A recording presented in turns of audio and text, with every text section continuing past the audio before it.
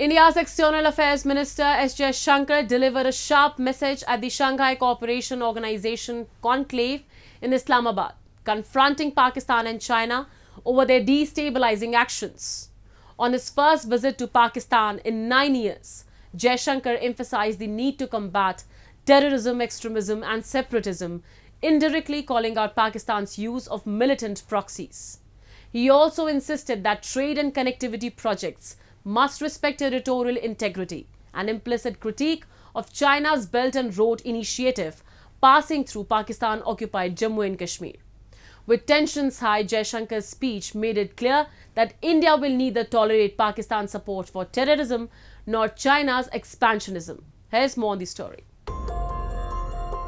India's External Affairs Minister S. Jaishankar's arrival in Islamabad, his first in nearly a decade, comes at a time when Pakistan's global reputation continues to suffer due to its deep-rooted links with terrorism.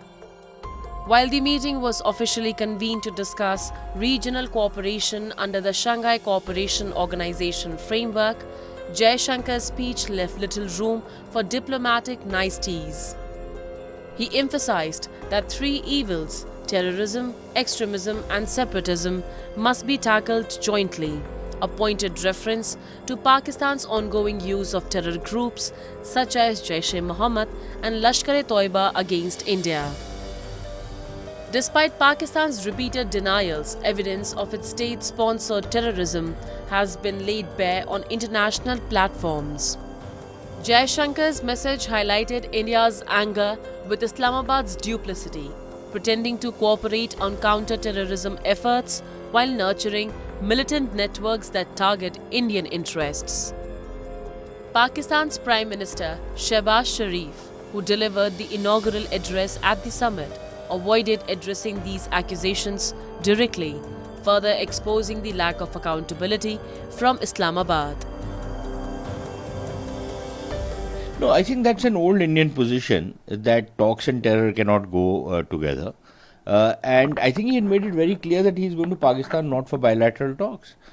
He's going to a multilateral forum, and that is exactly what he stuck to his guns on that. So I think it is important that he went, delivered whatever message he had to deliver, and to use his own words that he's a well-behaved person. So he stayed within the parameters of diplomatic niceties and yet conveyed whatever message had to be conveyed. Jaishankar's remarks were not limited to Pakistan. He also took aim at China's Belt and Road Initiative, warning that trade and connectivity projects must respect sovereignty and territorial integrity. This was a clear rejection of China's controversial infrastructure projects passing through POJK territory that legally belongs to India.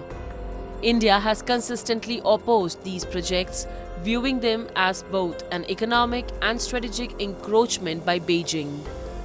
The SCO summit comes at a time when India and China remain locked in a tense military standoff in eastern Ladakh.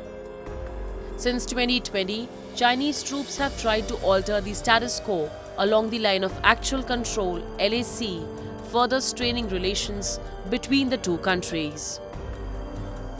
Jaishankar's speech underscored that India will not back down in the face of Chinese aggression, whether in the Himalayas or the Indian Ocean, where Beijing continues to expand its naval presence. What he said is unexceptionable. In fact, it's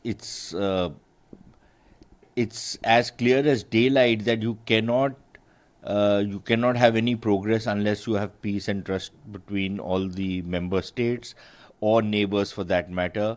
You want to have connectivity. How can you have connectivity when there is one country which is trying to impose war on you or is coveting your territory, another country that is exporting terrorism into your country and also coveting a part of your territory? How do you have any kind of trade or understanding or development or connectivity with such a country? You cannot have cooperation with a country which is promoting terrorism in your country. So I think what the EAM says is almost a truism. There is nothing more that needs to be said after this. The SCO conclave provided a rare diplomatic platform for India, Pakistan, and China to engage, though tensions between these countries remain unresolved. India's participation highlighted a dual strategy, engaging through multilateral forums while firmly standing against Pakistan's terror networks and China's expansionism. Jaishankar's presence in Islamabad was a stark reminder to Pakistan that international isolation will continue unless it dismantles its terror infrastructure. His criticism of connectivity initiatives that violate sovereignty was a clear warning to China, signaling that India will resist Beijing's hegemonic ambitions in South Asia.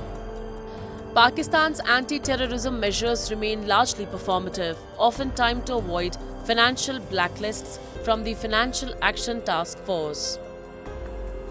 Meanwhile, China continues to protect Pakistan from global scrutiny, vetoing efforts to blacklist terrorists like Masood Azhar.